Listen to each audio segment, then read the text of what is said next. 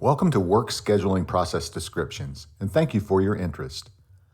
We hope you'll take time after this short presentation to explore the other Triad Unlimited presentations on YouTube, follow us on LinkedIn, and visit our website to see all our services and training offerings.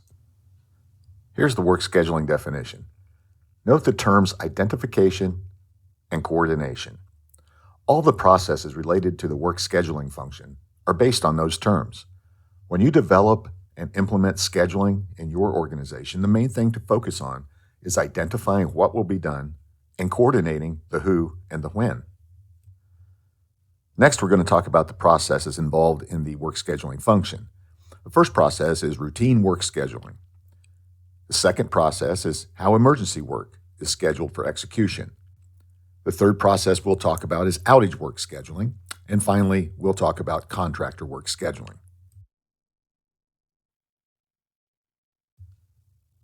As with the other functions, there are benefits to work scheduling. Scheduling routine work promotes optimal use of resources by use of work prioritization. Defining a process for breaking the schedule protects against diversion of committed resources. Outage preparation and performance review improves uptime and prevents scope creep. And contractor scheduling integrates contracted work into the existing schedule, so only one schedule needs to be managed. The ideal scheduling state is to have all work fit neatly into a window of time when all the resources and materials are available.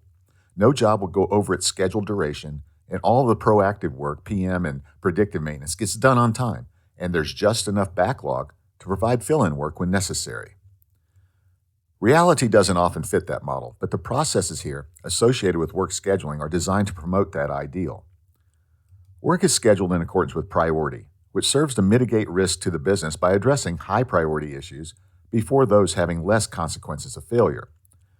All the effort put into asset and failure mode prioritization begins to pay dividends now by providing the basis for rational work order prioritization. It's a good practice to pause production for maintenance periodically, rather than have a bunch of shutdown work ready to work in case a machine or a process happens to go down for some reason. In fact, it hardly ever works out that the standby work you intend to execute when an opportunity presents itself ever gets done, because you're going to be directing resources at the issue that provided the opportunity to do the standby work. In other words, if you intend to have a reliable operation, it doesn't make sense to wait around for stuff to break so you can fix other stuff that you know needs work. So when you start implementing this scheduling function, it's important to understand culturally that maintenance must have a seat at the overall production planning table for optimal reliability to be realized. Scheduling is a cultural decision and a partnership between departments. Maintenance is not in charge of the schedule, neither is operations or production. The fact that failing to perform scheduled proactive maintenance can have consequences must be ingrained as part of the asset management culture. There has to be an understanding that every single proactive task is designed to prevent, mitigate, or discover failure, and that if the tasks are delayed or skipped, the organization is moving away from point P and closer to point F on the P to F curve that we discussed previously. Proactive tasks have to be done, period.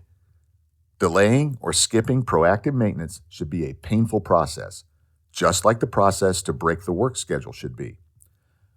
Some backlog is healthy as fodder for opportunity shutdowns, but the more important indicator of scheduling process health is how well the organization adheres to the schedule. When designing and implementing scheduling in your organization, schedule adherence should be a major metric and indicator. I mentioned breaking into the work schedule. Schedules represent discipline and commitment by all parties involved. If breaking the schedule to do work outside of the intended scope is easy, then that's what's going to happen. The only time the schedule should be broken is for truly emergent work. This is work that has been evaluated during identification as presenting an imminent threat to personnel, equipment, or the business. The decision to break the schedule should have an owner and should comply with criteria established to identify truly emergent work. When the schedule is going to be broken, this decision must be communicated to all stakeholders in the schedule. Delayed or canceled jobs should be reset for future scheduling and any support work paused. The communication should explain why the schedule is being broken in terms of the threat presented, and a thorough follow-up should be conducted to get lessons learned. The idea is to not get good at reacting to failure, but to contain failure on our terms. When there is the inevitable breakdown, work that is ready to go should be reviewed to determine if it can be done during the unexpected shutdown. Again, a note of caution. The event that caused the shutdown will be critical path to starting back up, so care must be taken to avoid prolonging an unexpected shutdown by performing opportunity work. We'll explore scheduling processes in detail during implementation mechanism training, but for now, just know that designing and implementing the work scheduling function requires a careful construction that balances priority, resources, and cross-functional communication. It really is a cultural decision. Outages are sensitive events. Every moment counts, since the business is generally not making full production while the outage is happening, and is therefore not making as much product to sell as it could be. Like any event with many moving parts and actors, outages must be managed in terms of resource limitations and planned duration. An outage schedule is built gradually, organized around work priority and available resources. All necessary parts, materials, support equipment, and manpower must be identified and staged for shutdown execution.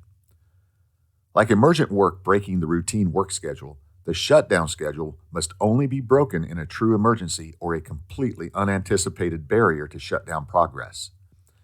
Each outage should have a coordinator, manager, or champion who is authorized to review change requests and act on them. The main elements to consider when developing the outage management function are defining how outage communication is structured and executed, ensuring that key outage personnel are identified and roles and responsibilities are well defined. Protecting outage scope and duration is vital, and reviewing outage performance and incorporating the lessons learned for the next one is important toward improving performance. Work performed by a contractor can vary from outsourcing of all maintenance, staff augmentation of routine maintenance, specialized equipment maintenance and repair, to emergency repairs and restoration. Whatever the staffing blend or contractor purpose, the same scheduling rules apply as for any work. Contracted work should be scheduled within the house scheduling process. This promotes coordination of resources in time and space and gives good visibility to any scope creep or other issues that affect the contracted work. All contracted work should be inspected, the documentation reviewed, and the work closed out in the local work management system when accepted. The trick to managing contracted work is ensuring the contractor management understands how the game will be played before they mobilize.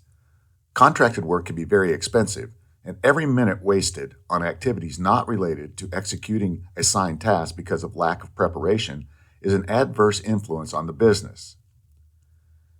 Implementing this function requires development of clear documentation of your expectations and requirements as a business, and some means to ensure all contractors understand and adhere to the documentation.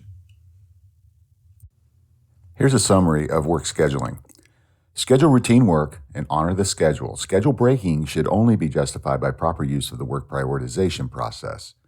Outages have to be recognized as events that have to be managed in scope and duration, and contracted work has to be incorporated into the primary schedule and quality checked. This concludes the work scheduling process descriptions presentation. Thank you for participating.